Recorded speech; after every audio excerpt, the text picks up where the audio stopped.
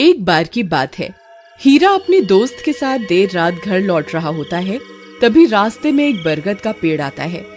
उस पेड़ के नीचे एक 100 रुपए का नोट पड़ा होता है। उसे देखकर हीरा खुश हो जाता है। अरे वाह वाह वाह, आज तो लॉटरी लग गई।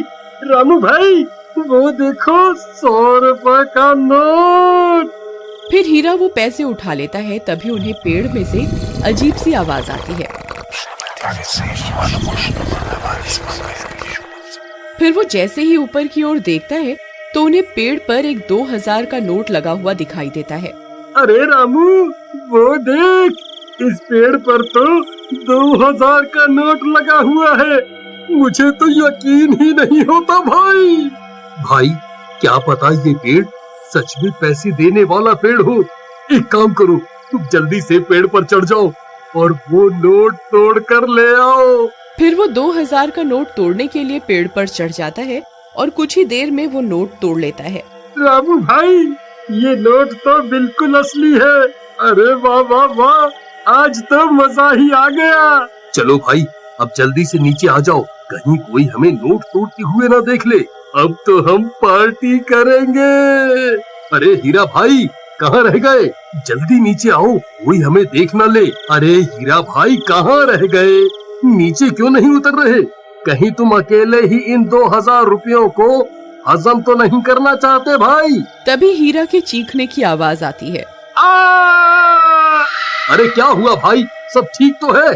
अरे यार, क्या करूं, ये तो दिखाई भी नहीं दे रहा। अरे भाई, तुम ठीक तो हो? क्या करूं? हाँ, मुझे ही ऊपर जाकर देखना होगा, ये आखिर माजरा क्या है। फिर रामू भी पेड़ पर चढ़ने लगता है। तभी पेड़ से किसी के गुर्राने की आवाज आती है। रामू वहीं रुक जाता है। आई मम्मी, ये कैसी आवाज है? अरे कमबख्त हीरा, ये कैसी डरावनी आवाजें निकाल रहा है। मुझे पता है, तू अकेला ही इन 2000 रुपयों को हजम करना चाहता है। आई मम्मी, कौन है भाई? अरे हीरा, तेरा नाश मिटे कमबख्त। तुझे क्या लगता है तू मुझे यूं डरा कर 2000 रुपए हजम कर जाएगा? मैं अपने हिस्से के पैसे नहीं छोड़ूंगा। हाँ। फिर डर के मारे रामू वहाँ से भाग जाता है। अरे मर गया रे, भागो रे। सुबह होने पर रामू सीधा हीरा के घर हिस्से के पैसे लेने पहुँच जाता है। ए हीरा, दरवाजा खोल, मैं अपने हिस्से के पैसे लेने आ गया। चल जल्दी मेरे पैसे निकाल। फिर हीरा की पत्नी दरवाजा खोलती है। रामू भैया, आप? अच्छा हुआ आप आ गए। ये कल रात से घर पर नहीं लौटे। मुझे बहुत फिक्र हो रही है, आप कुछ कीजिए ना। कहीं ये कमबख्त सारे पैसे लुटाने के लिए शहर तो नहीं निकल गया? नहीं, हीरा एक नंबर का कंजूस है। वो इतने पैसे खर्च करने वालों में से नहीं है। जरूर कुछ गड़बड़ है। राधा बहन, चलो मेरे साथ।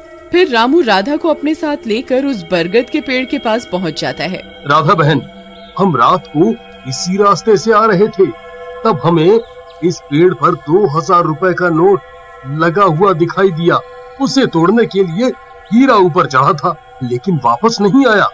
तभी कुछ गांव वाले भी वहां पहुंच जाते हैं। फिर रामू सबको पैसों की बात बताता है। अरे भाई हरिया, जरा पेड़ पर चढ़कर तो देख, हीरा भाई वहाँ है या नहीं? फिर हरिया पेड़ पर चढ़ जाता है और बहुत देर ढूंढने पर भी उसे हीरा का कोई नामो निशान नहीं मिलता। भाई, यहाँ ऊपर कोई आदमी नहीं है। ये कैसे हो सकता है? हीरा तो नीचे भी नहीं उतरा। फिर हीरा गया तो गया कहाँ? कहीं वो चुड़ैल उसे खा तो नहीं गई, जो रात को अजीब सी आवाजें निकाल रही थी। फिर सब गांव वाले वहाँ से चले जाते हैं और राधा रोने लगती है। जी, आप कहाँ चले गए जी? अब मैं आपको कहाँ ढूंढूं? तुम रो नहीं बहन, हीरा जरूर मिल जाएगा। हम रात होने पर यहाँ दोबारा आएंगे। फिर वे दोनों भी वहाँ से चले जाते हैं। रात होने पर रामू कुछ गांव वालों को साथ लेकर फिर से उस पेड़ के पास पहुँच जाता है। अब की बार पेड़ पर बहुत सारे नोट लगे होते हैं। गांव वालों की आंखें फटी की फटी रह जाती हैं। अरे वाह वाह वाह वाह, हमारी तो लॉटरी ही लग गई। अरे रामू भाई, तुमने तो कमाल की खोज की है भाई।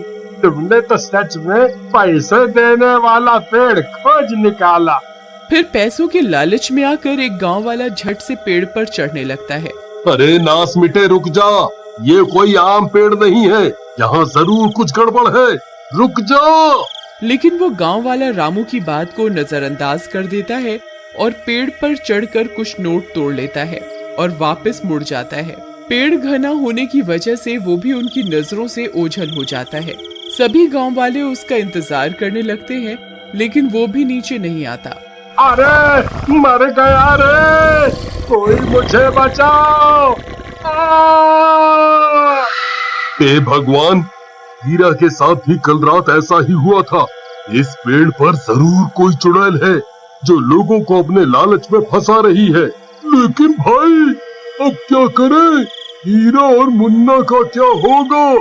क्या उस चुड़ैल ने उन्हें मारकर खा लिया? रामू भैया, कुछ भी कीजिए, मेरे पति की जान बचाइए ना, नहीं तो मैं भी अपनी जान दे दूंगी। मेरे पास एक तरकीब है। ये चुड़ैल हमें पैसों का लालच देकर ऊपर पेड़ पर बुला रही है। हमें इसे लालच देकर इसी तरह नीचे लाना होगा। लेकिन भाई, हम इस चुड़ैल को नीचे लाएं कैसे? मेरे पास एक तरकीब है। घनश्याम, तुम गांव जाओ और वहाँ से कुछ लोगों को बुला कर लाओ। फिर घनश्याम जाता है और थोड़ी ही देर में गांव वालों में से कुछ लोगों को बुला कर लाता है। फिर रामू गांव वालों को अपनी तरकीब के बारे में बताता है।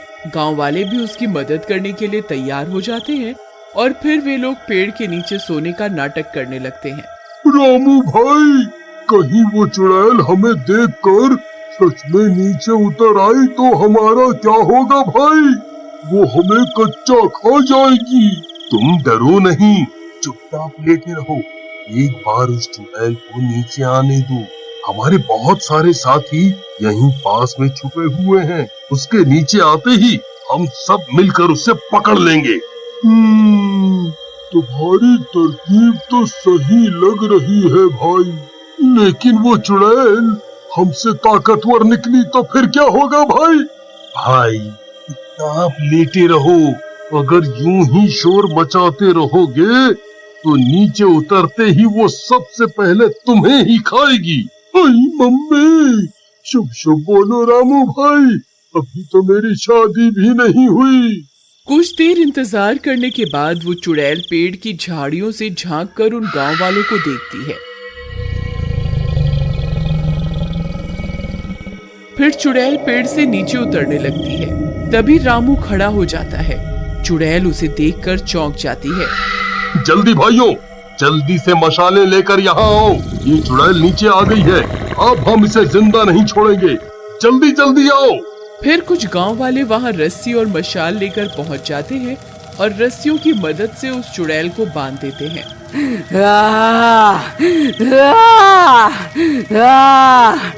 चुड़ैल, अब तू नहीं बचेगी। तू हम इंसानों को लालच देकर फंसाती थी ना। देख, आज हमने तुझे लालच देकर फंसा दिया। मुझे छोड़ दो, मुझे आपके हवाले मत करो।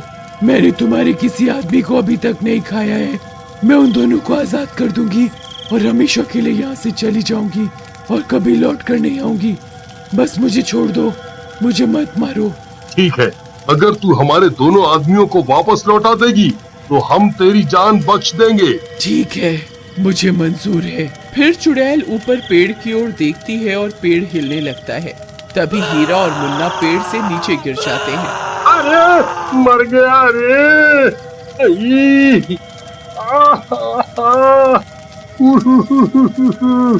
अरे हीरा भाई, तुम ठीक तो हो ना? हाँ भाई, मैं ठीक हूँ। मेरा लालच कुछ ज्यादा ही महंगा पड़ गया। फिर गांव वाले उस चुड़ैल को आजाद कर देते हैं और अपनी अपनी मशालों को पीछे कर लेते हैं और चुड़ैल वहां से गायब हो जाती है।